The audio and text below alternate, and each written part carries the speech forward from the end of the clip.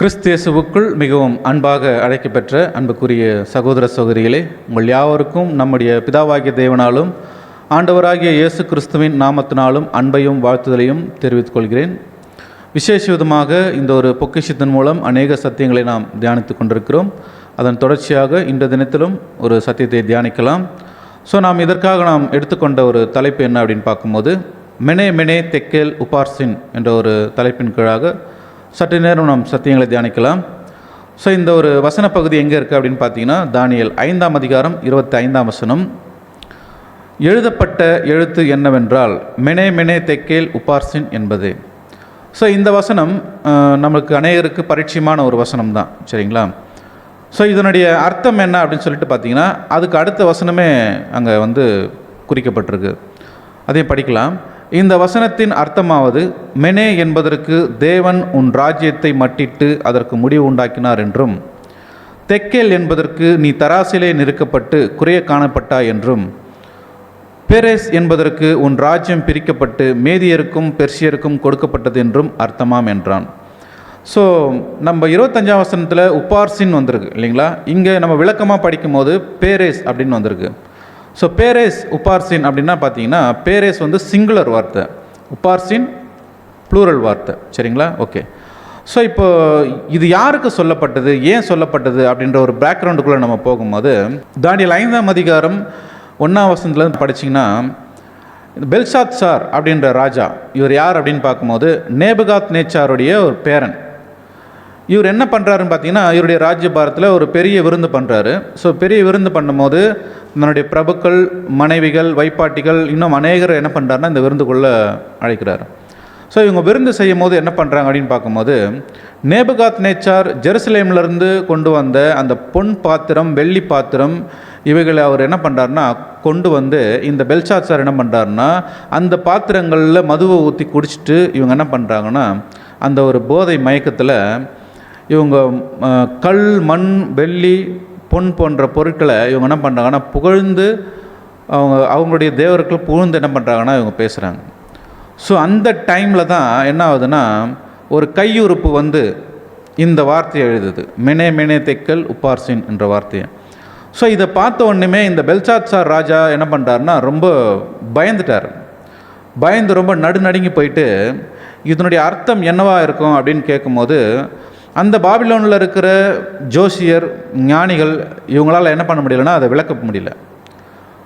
இப்போ இவர் கலங்கி நிற்கும் போது பார்த்தீங்கன்னா, இவருக்கு ஒரு அட்வைஸ் வருது. நம்முடைய ராஜ்யபாரத்தில் தானியேல்னு ஒருத்தர் இருந்தார். அந்த தீர்க்கதரிசிக்கு அவருடைய தேவன் சொப்பனங்களையும் கருகலான விஷயங்களையும் தெளிவிக்கக்கூடிய ஒரு ஞானத்தை கொடுத்து வச்சுருந்தார். அவரை கூப்பிட்டிங்கன்னா இதற்கான விளக்கத்தை சொல்லுவார் அப்படின்னு சொல்லும் போது, இந்த பெல்ஷாத்சார் ராஜா என்ன பண்ணுறாருன்னா தானியேலை வர வைக்கிறார். தானியேல் இங்கே என்ன பண்ணுறாருன்னா அந்த கையுறுப்பு எழுதினுடைய காரியத்தை இந்த பெல்ஷாத்சார் ராஜாவுக்கு விளக்குறார். எப்படி விளக்குறார் அப்படின்னு சொல்லும் போது, உங்களுடைய தகப்பனார் நேபுகாத் நேச்சார் இருந்தார் இல்லைங்களா, அதுக்கு சர்வ வல்லமையுள்ள தேவன் அவருக்கு எல்லா அதிகாரங்களையும் கொடுத்து வச்சிருந்தார். இப்படி அதிகாரங்களை கொடுத்து வச்சிருந்த நேபுகாத் நேச்சார் என்ன பண்ணிட்டாருன்னா மேட்டுமையாகி தேவனுக்கு கீழ்ப்படியாமான காரியத்துக்குள்ளே அவர் போயிட்டார். அதனால் தேவன் அவரை தள்ளிட்டார். தேவன் அவரை தள்ளந்தனால அவர் 7 காலம் அப்படின்ற ஒரு காலத்தில் அவர் விலங்குகளோடு சஞ்சரிக்கக்கூடிய ஒரு காலப்பகுதியில் போயிட்டார். அவர் ரியலைஸ் பண்ணக்கூடிய ஒரு காலம். இப்போ நீங்களும் என்ன பண்ணிட்டீங்கன்னா, உங்களுடைய இருதயத்தை தாழ்த்தாமல் நீங்கள் மேட்டுமையாக என்ன பண்ணிட்டீங்கன்னா, தேவனுடைய அந்த ஆலயத்திலேருந்து கொண்டு வந்த அந்த பொற்பாத்திரத்துலேயும் வெள்ளி பாத்திரத்துலேயும் நீங்கள் மதுவை ஊற்றி குடித்து மிகப்பெரிய ஒரு தவறை செஞ்சிட்டீங்க. அதனால தான் இந்த ஒரு ஜட்ஜ்மெண்ட் என்ன பண்ணியிருக்காருன்னா உங்களுக்கு சொல்லியிருக்காரு. இப்போ உங்களுடைய ராஜ்யபாரம் யார் கைக்கு போக போகுது அப்படின்னு பார்த்தீங்கன்னா, மேத பெர்ஷிய கவர்மெண்ட்டுக்கு என்ன பண்ண போதுன்னா போக போகுது அப்படின்ற ஒரு விளக்கத்தை அந்த இடத்துல சொல்லி காமிக்கிறார். இப்போ இந்த தானியேல் 5ஆம் அதிகாரம் 26ஆம் வசனத்தில் அந்த விளக்கத்தை நம்ம கவனித்தோம். அங்கே என்ன சொல்கிறாருன்னா, இவர்களுக்கு வரக்கூடிய இந்த பாபிலோன் ராஜ்யத்துக்கு வரக்கூடிய ஒரு தண்டனையை, ஒரு பனிஷ்மெண்ட்டை அந்த இடத்துல சொல்லி காமிக்கிறார். இப்போ இன்னொரு ஆங்கிளில் நம்ம என்ன பார்க்க போகிறோம் அப்படின்னு பார்த்தீங்கன்னா, மெனே மெனே தெக்கேல் உபார்சின் அப்படின்றதுக்கு பார்த்தீங்கன்னா அந்த வார்த்தையினுடைய கவுண்டபிள் எண்களை நம்ம என்ன பண்ண போகிறோம்னா கவனிக்க போகிறோம். அப்போ மெனே அப்படின்றதுக்கு பார்த்தீங்கன்னா 1000 கேரா அப்படின்ற ஒரு விளக்கத்தை அங்கே கொடுக்குறாங்க. அதே மாதிரி இன்னொரு மெனே அப்படின்னு பார்க்கும்போது 1000 கேரா. தெக்கேல் அதுக்கு பார்த்தீங்கன்னா 20 கேரா. பெரேஸ் அப்படின்றதுக்கு பார்த்தீங்கன்னா 500 கேரா. இதனுடைய கூட்டுத்தொகை பார்க்கும்போது 2520. ஸோ 2520னா என்ன அப்படின்னு நம்ம வேதத்தை தியானிக்கும் போது பார்த்தீங்கன்னா இது ஒரு தண்டனையின் காலப்பகுதியாக இருந்திருக்கு. அது யாருக்கு இருந்திருக்கு அப்படின்னு பார்க்கும்போது இஸ்ரேல் ஜனங்களுக்கு இந்த ஒரு தண்டனையின் காலப்பகுதியை தேவன் கொடுத்துருக்கிறார். ஸோ அவங்க நியாயப்பிரமாணத்தின் அடிப்படையில் அந்த கட்டளைகளை மீறும் போது பார்த்தீங்கன்னா இவங்களுக்கு பெரிய ஒரு ஜட்ஜ்மெண்ட்டை கொடுத்துருக்கிறார். ஸோ இந்த இஸ்ரேல் ஜனங்கள் எப்போ ஒரு ஜட்ஜ்மெண்ட்டுக்குள்ளே போனாங்க அப்படின்னு பார்க்கும்போது BC 607 604. ஸோ இதிலேருந்து நம்ம 2520 வருஷம் அப்படி போனேன்னு பார்த்தீங்கன்னா AD 1914 1918 வரைக்கும் இந்த தண்டனையின் காலப்பகுதி அப்படின்னு சொல்லிட்டு நம்ம கவனிக்கிறோம். ஸோ இதை எப்படி நம்ம சொல்கிறோம் தண்டனையின் காலப்பகுதி அப்படின்னு பார்க்கும்போது ஜெருசலேம் அந்த இஸ்ரேல் ஜனங்கள் இருந்தாங்க இல்லைங்களா, அவங்களுடைய வருஷத்தினுடைய காலப்பகுதி பார்த்திங்கன்னா ஒரு வருஷத்துக்கு 12 மாதங்கள். அப்போ ஒரு மாதத்துக்கு பார்த்திங்கன்னா 30 நாட்கள்.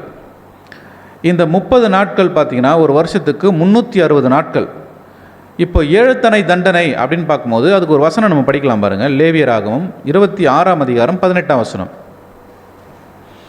இவ்விதமாய் நான் உங்களுக்கு செய்தும் இன்னும் நீங்கள் எனக்கு செவிகொடாதிருந்தால் உங்கள் பாவங்கள் நிமித்தம் பின்னும் 7 தனையாக உங்களை தண்டித்து.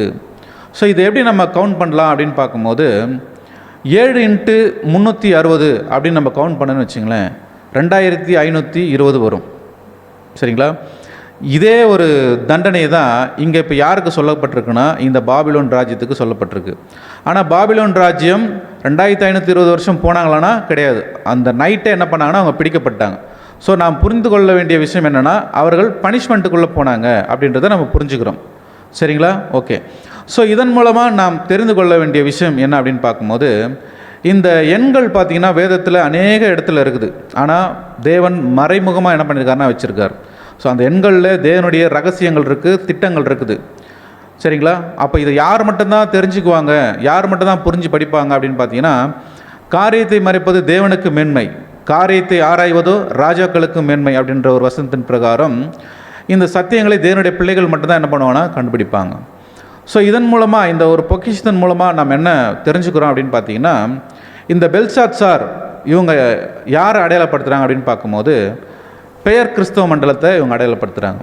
ஸோ இவங்க எப்படி அந்த பொற்பாத்திரத்துலேயும் வெள்ளி பாத்திரத்துலேயும் அந்த மதுவை ஊற்றி குடித்தாங்களோ அதே மாதிரி இன்றைக்கி இருக்கிற பெயர் கிறிஸ்தவர்கள் பரிசுத்தமான இந்த சத்தியத்தை என்ன பண்ணுறாங்கன்னா பரிசுத்த குலைச்சலாக்கிட்டு இருக்காங்க. ஸோ அது தவறு அப்படின்னு சொல்கிறது யார் அப்படின்னு பார்த்தீங்கன்னா தேவனுடைய பிள்ளைகள் தான். ஏன்னா அவங்களுக்கு தான் தேவனுடைய திட்டம் என்னன்னு தெரியும், ரகசியங்கள் என்னன்னு தெரியும். சரிங்களா? அப்போ இங்கே தானியேல் யார் அடையாளப்படுத்துகிறார் அப்படின்னு பார்க்கும்போது தேவனுடைய பிள்ளைகளை அடையாளப்படுத்துகிறாங்க. ஸோ இன்னொரு காரியத்தை நம்ம என்ன பார்க்கலான்னா இதன் மூலமாக ஒரு எச்சரிப்பையும் நம்மளுக்கு என்ன பண்ணுறாருன்னா கொடுக்குறார். ஸோ அப்போ பெல்சாத்சார் அங்கே செய்த காரியம் என்னென்னா அவங்க மனத்தாழ்மை இல்லாமல் தேவனை சரியாக புரிஞ்சிக்காமல் அவங்க என்ன பண்ணிட்டாங்கன்னா மேட்டு மேலே அந்த காரியங்களை அவங்க செஞ்சிட்டாங்க. அதே மாதிரி நமக்கு கொடுக்கப்படக்கூடிய எச்சரிப்பு என்னென்னா தேவனுடைய பிள்ளைகளுக்கு என்ன இருக்கக்கூடாதுன்னா மேட்டுமையான எண்ணங்கள் இருக்கக்கூடாது. எல்லா விதத்திலும் நாம் மனத்தாழ்மையாக இருந்து தான் நாம் இந்த சத்தியத்தின் மூலமாக தேவனுடைய குணலட்சணங்களை நாம் வெளிப்படுத்தணும் என்ற ஒரு காரியத்தை நம்ம சொல்லிக் கொடுக்குறார். சரிங்களா? தேவன் தாமே ஆசீர்வதிப்பாராக. ஆமென்.